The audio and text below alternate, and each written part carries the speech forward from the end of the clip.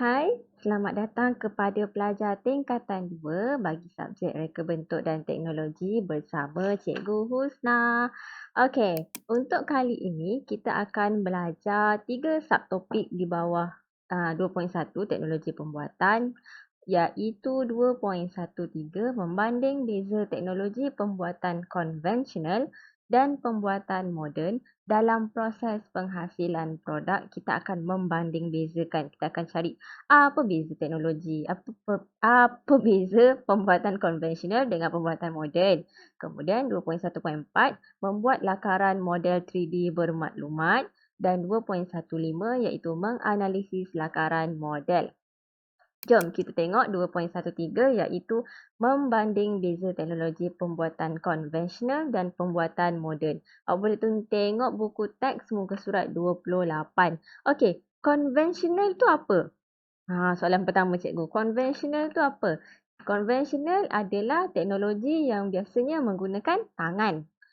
Moden yang menggunakan mesin. Okey, kita ada 7 aspek elemen perbezaan kaedah konvensional dan moden.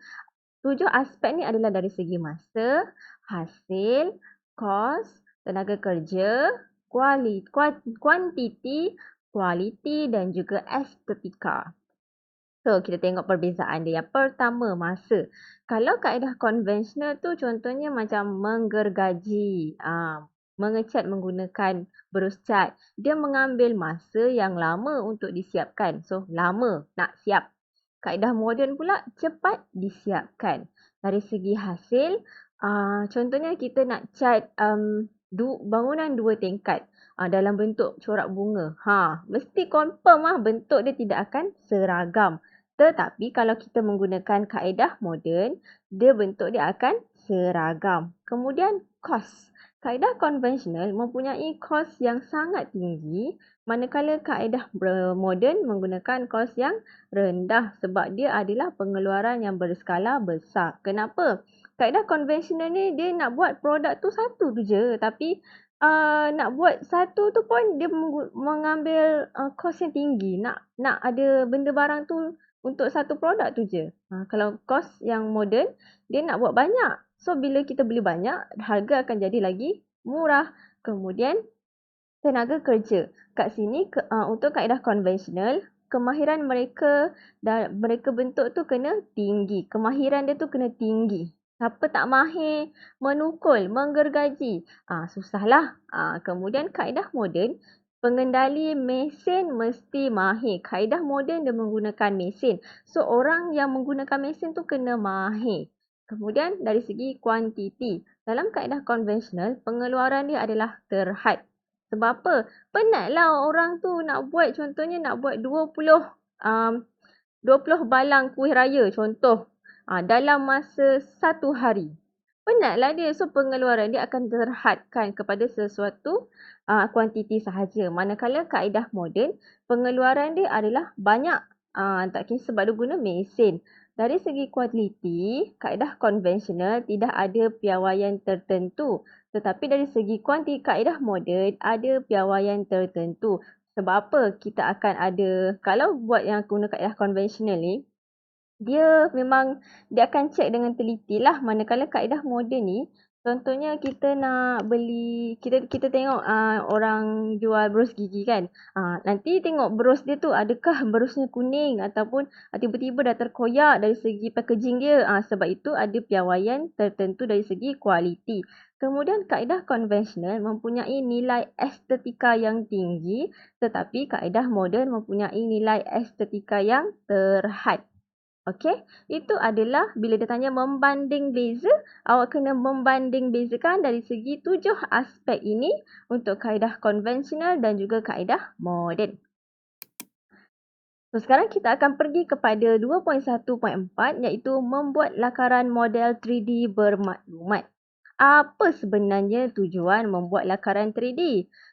Awak boleh tengok buku teks muka surat 29. So, tujuan nak membuat lakaran 3D adalah kita nak memvisualkan idea daripada pereka bentuk. Maksudnya apa? Contoh, awak cakap dengan cikgu, "Cikgu, saya nak buat keychain." Okey, keychain awak macam mana? Ada cikgu, dalam kepala saya. Cikgu tak nampak. So, awak kena memvisualkan idea tu sebab awak sebagai pereka bentuk, awak kena lukis dahulu, senaraikan apa sebenarnya kitchen yang awak nak buat. Barulah cikgu dapat melihat apa sebenarnya idea yang tercetus daripada kepala awak. Okey. Dekat sini ada senarai maklumat yang perlu dinyatakan dalam lakaran 3D sesuatu produk, iaitu kita kena tahu bahan apa yang kita nak gunakan, penyambungan apa yang kita nak gunakan, jenis kemasan produk, fungsi produk, elemen yang digunakan kena ada.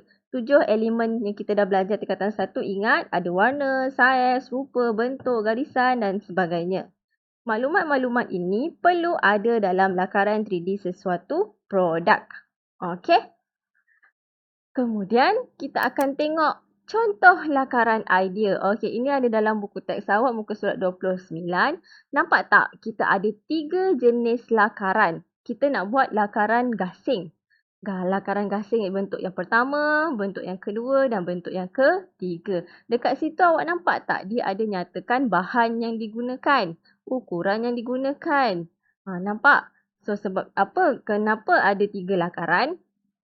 Sebab beberapa lakaran yang dibuat ini, kita akan ada idea lakaran yang terbaik yang akan memenuhi kriteria yang ditetapkan oleh pilihan kita lah. Reka bentuk ini akan menggabungkan lakaran-lakaran dari segi reka bentuk, fungsi, bahan, yang mana penambahbaikan akan dilakukan lepas kita analisiskan model 3D ni. Okey. So dekat situ kita nampak ada elemen warna dekat sini. Nampak? Akhir sekali. So dekat situ pentingnya maklumat yang perlu dinyatakan dalam lakaran 3D tadi. Ada bahan, penyambungan, jenis kemasan, fungsi dan elemen yang digunakan. Okey? Kemudian kita akan pergi 2.1.5 iaitu menganalisis lakaran model 3D dalam buku teks muka surat 30. Soalan akan tanya, senaraikan aspek yang perlu diberikan perhatian semasa menganalisis lakaran model 3D.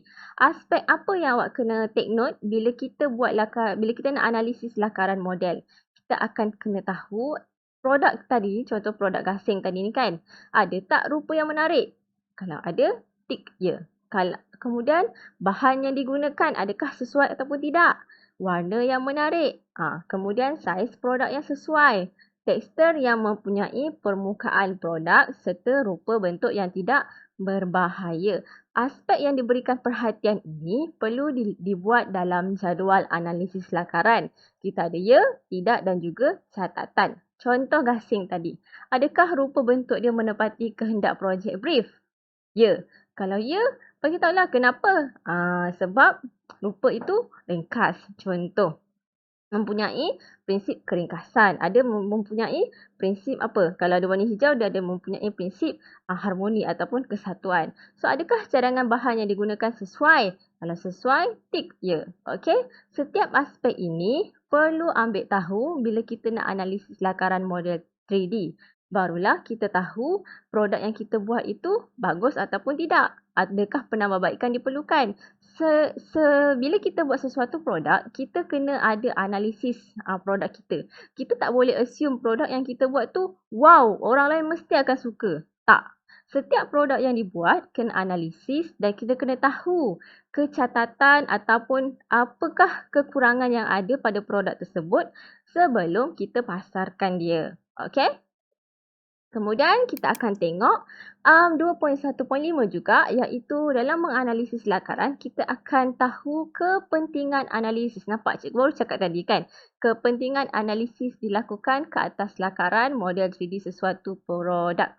Apakah kepentingan dia? Yang pertama, untuk mencari kecatatan sekiranya ada.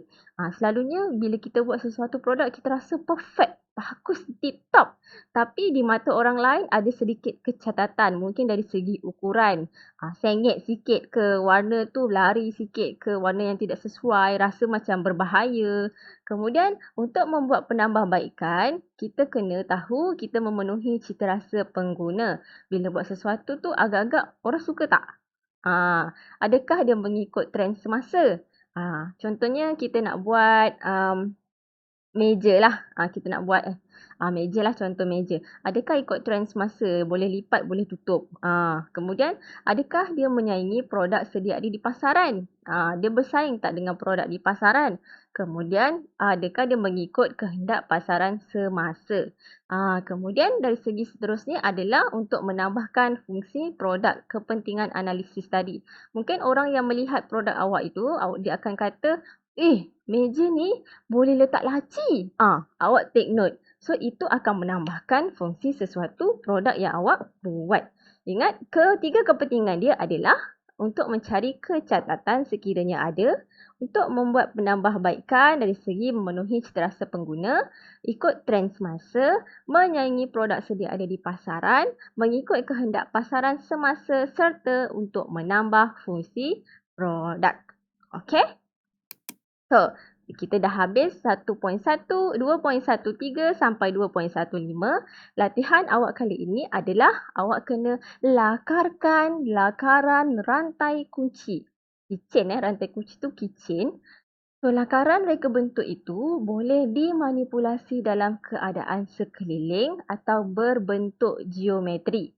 Lakaran perlulah mempunyai prinsip, elemen, bahan dan juga ukuran. Awak kena lakarkan satu bentuk rantai kunci yang berdasarkan bentuk geometri.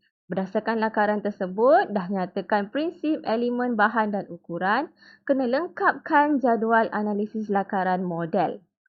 Barulah awak akan mencapai TP3 iaitu untuk menganalisis lakaran model. Okey, kita jumpa lagi pada masa akan datang. Bye!